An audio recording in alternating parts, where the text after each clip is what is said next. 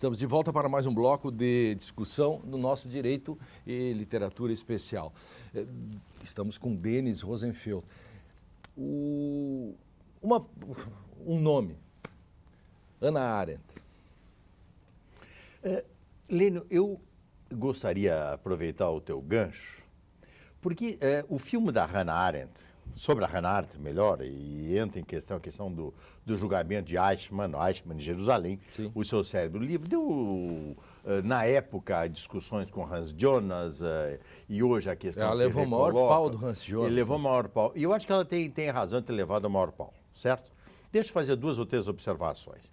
Ela fala muito da colaboração das autoridades judaicas com os nazistas, na administração dos campos de concentração, mas aí não eram os capos, era mais sobre, pega os casos assim, por exemplo, o gueto de Varsóvia, que ela coloca e ela fala que nada teria sido possível sem a colaboração das autoridades judaicas. Primeiro, eu vou dizer o seguinte, os judeus sempre viveram reclusos, certo? Então, desde os romanos, foram os romanos que estabeleceram as formas de representação judaica para fazer interlocução com aqueles que os segregavam. Então, as autoridades judaicas exerciam um papel, aquilo que nós chamaremos politicamente, de representação.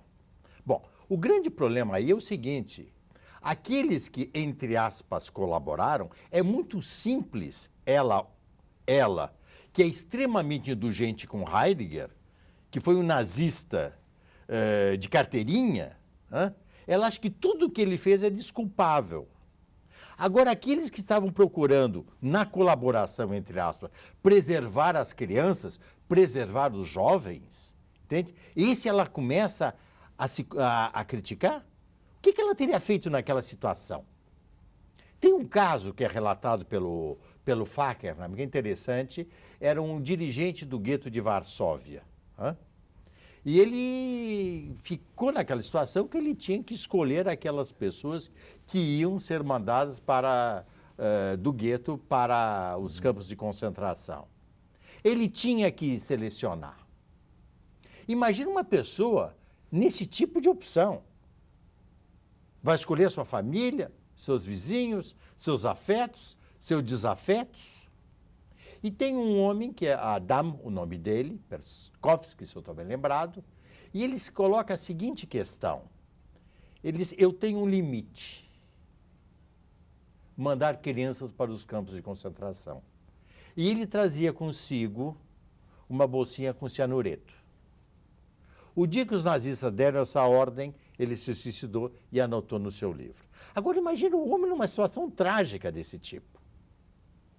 Agora ela, numa universidade americana, com calefação, ar-condicionado, extremamente indulgente com Heidegger, é dura com aqueles que vivem em situações limites. Mas deixa eu te perguntar uma coisa, então, nessa linha.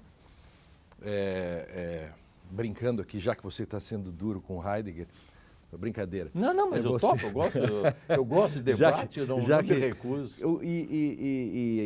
Hannah Arendt, você deu o gancho, Hannah Arendt está na sua calefação nos Estados Unidos, e os judeus americanos que estavam nos Estados Unidos muito bem de vida, etc., e as coisas acontecendo lá na guerra, os próprios Estados Unidos demoraram para entrar na guerra. Tinha judeus acomodados, e tinha judeus que estavam pressionando o Roosevelt todo o tempo. E como judeus e como cidadãos americanos... Porque demorou muito para os Estados Unidos entrar na guerra, né? Não, mas só um pouquinho, mas os Estados Unidos demora para entrar na guerra, entre outras razões, pela opinião pública americana, que era contra os Estados Unidos entrarem na guerra. Sim. Tem um livro notável que mostra a colaboração de um serviço secreto especial do Churchill, Stevenson, com o Roosevelt, via Hopkins, Anthony Hopkins, que era o grande assessor do Roosevelt, onde, nesse momento, eles faziam tudo, o Roosevelt fazia tudo para provocar os alemães para decretarem a guerra. Ou seja, foi Hitler que decreta a guerra, não foi aos Estados Unidos, não foi o Roosevelt. O Roosevelt não conseguia passar no Congresso, porque a população americana era contrária à guerra e era muito conservadora. Achava que isso é uma coisa dos europeus no continente e não queria saber nada disso. Claro. Então, o Roosevelt teve uma atitude, no meu entender em todo caso, a leitura que eu faço, extremamente proativa e aproveitou as circunstâncias históricas. Em várias vezes ele provocou em territórios ali do Golfo do México, ele provocava as Queria um tropas. motivo. Ele queria um motivo para entrar em guerra. Isso. E o apoio que ele deu a Churchill e aos ingleses foi notável. E por debaixo dos panos, com uma colaboração extremamente estreita. Então, o que os judeus americanos fizeram foi pressionar o Roosevelt da mesma maneira que os judeus ingleses, via Weizmann, por exemplo, pressionavam o Churchill. O Weizmann era um químico de altíssima competência que exercia influência também sobre o Churchill. Então, os judeus americanos fizeram naquele então o que estava ao alcance deles. Muito bem. Porque eles eram americanos e são americanos, entende? Hannah Arendt, há uma frase que, essas coisas assim que são enunciados performativos hoje, né? Quando alguém diz cogito Descartes, esses enunciados performativos já, a banalidade do mal, aí entre parênteses Hannah Arendt, se ouve todos os dias. E o que é o mal? Deixa eu só... muito obrigado pela pergunta, Lene. Deixa eu apenas fazer uma observação preliminar, já que eu vou te provocar com Heidegger agora. O Carlos Jaspers, por exemplo, foi um homem digno durante toda a guerra. Né? Eu sei, claro. Quer dizer, um homem que tinha princípios morais e agia de acordo com princípios morais. Em nenhum momento ele aqueceu ao nazismo, entende? Mas o problema é o seguinte, então, aí eu acho que tem essa questão que tu me colocas do mal e da Hannah Arendt, que esse eu te diria assim, é um nó do pensamento filosófico, é um nó do pensamento teológico. Qual é o grande problema? O grande problema é o seguinte, a tradição judaica e a tradição cristã entendem o mal, digo judaica e cristã, porque Maimônides, na tradição judaica, Santo Agostinho, Santo Tomás, na tradição cristã, que coloca o mal como falta, como ausência de bem. Bom, o problema é que então, isso marca o pensamento. Se for a Teodiceia do Leibniz, é a mesma ideia do mal como falta, do mal como carência. O que o Holocausto coloca como problema, eu te diria que é a dimensão existencial do mal. Uhum. O mal não é apenas a ausência de bem. O mal é dotado de ser.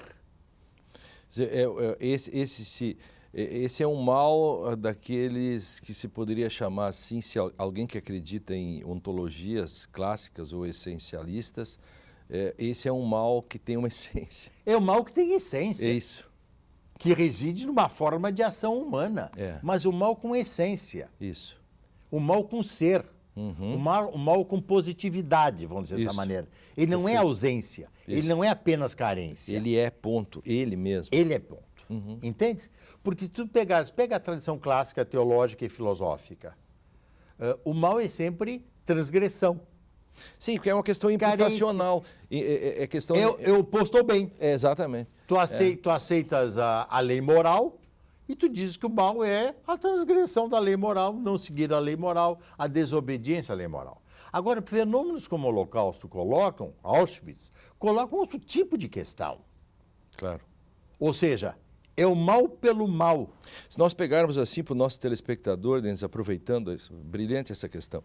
O nosso telespectador, por exemplo, muito da área do direito, leu Kelsen, que é um jurista que para conseguir sair do problema, do paradoxo do mentiroso, ou do problema da ciência, dos neopositivistas, ele tem que sair de dentro do direito para fazer uma metalinguagem. Então ele não separa o direito da moral, ele separa a ciência do direito da moral, que é o modo que ele tem para fazer um discurso objetivo, um discurso neutral em cima do direito. Então ele vai dizer, não há mala em si, só há mala proibita, isto é imputacional. Quer dizer assim, o ato de atirar em alguém não é bom nem mal, mas veja que esse mal, esse é um mal imputacional. Esse mal que nós estamos falando é existencial. Esse é outro mal. Esse é outro mal, esse é o ponto. Esse é outro mal. Essa diferença, me parece, tem que ser bem feita, porque senão nós banalizamos. Aí sim. Aí todo mundo começa a falar da banalidade do mal, porque um burocrata, como Eichmann, seguia ordens e lá pelas Santas leu uma orelha de um livro do Kant e disse que ele segue a lei, entende? Aí as pessoas começam a dar muita importância. Eu acho uma bobagem, entende? Dá muita importância a esse tipo de colocação do Eichmann, entende? Sim, é uma leitura torta também de Kant, no sentido de que não há nenhum consequencialismo nas decisões, etc. Sim, mas ele está vendo as pessoas morrerem ali, isso... Mas que isso? O ponto é o seguinte, é que o nazismo se estrutura em função da noção do mal. Claro. Todo o arcabouço político, jurídico, institucional, militar, inclusive, está voltado para a questão do mal. Eu digo até militar. A Rússia está perdendo, a Alemanha está perdendo para a Rússia, no fronte russo, a guerra.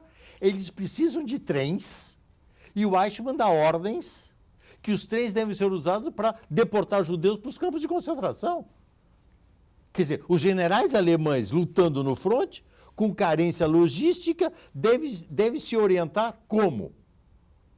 Pela noção do mal que estrutura aquele regime político, vamos dizer, entre aspas. Isso é uma questão incrível, né? Você deixa a estratégia da guerra para fazer o mal. Exatamente. Para ser bem simples assim. É isso aí, porque o mal é existencial. Exatamente. É mais importante do que tentar salvar os próprios soldados no fronte e tentar ganhar a guerra, sei lá, ou pelo menos resistir de um modo bélico. Eles matam alemães no fronte russo. Deixam morrer de frio. Deixam morrer de frio, de fome, condições sanitárias, de saúde, quer dizer, morrem aos milhares. Para quê? Para que judeus sejam gasificados. Claro. Em Auschwitz como cima. Jaus, Birkenau, Buchenwald, todos os outros campos de concentração. Isso mostra que nós estamos diante de um outro conceito de mal. Não é a estratégia da guerra. Bom, nós temos tanta coisa ainda para falar, nós temos mais um bloco e no próximo bloco eu queria falar sobre essas questões, Denis, da literatura, com a filosofia, com a explicação. Por exemplo, na mesma linha que nós vamos falando, Fahrenheit 451, 1984, são livros que nos ajudam a entender o totalitarismo, quer dizer, tudo isso está enganchado com o que nós íamos falando. E a literatura se adianta, a literatura conta a Revolução dos Bichos e tantos outros livros, poderíamos dizer. Contra a pena de morte, por exemplo, Os Últimos Dias de um Condenado do Victor Hugo. Quer dizer, toda a literatura nos ajuda a entender o mal, o totalitarismo, a democracia. O nosso convidado especial, Denis Rosenfeld, está conosco e vai falar disto, certo? Promete? Certo, claro. Próximo. Disposição. Não perca, já voltamos.